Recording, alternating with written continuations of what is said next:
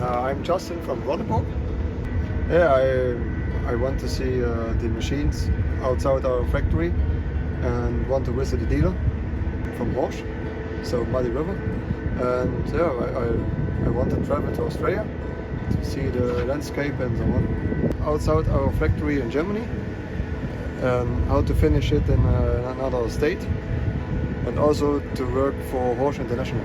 So we have the other machines than in Germany, and so we learn to how the different machine works. So only with other machines, but we know a lot of Horsch machines.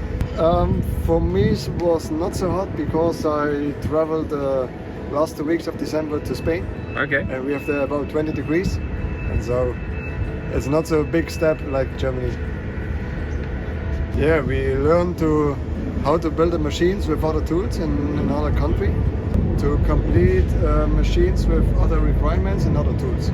It's a cool trip, it's a cool location, cool people. So when you get the chance to come to Australia, visit Madeira, then do it.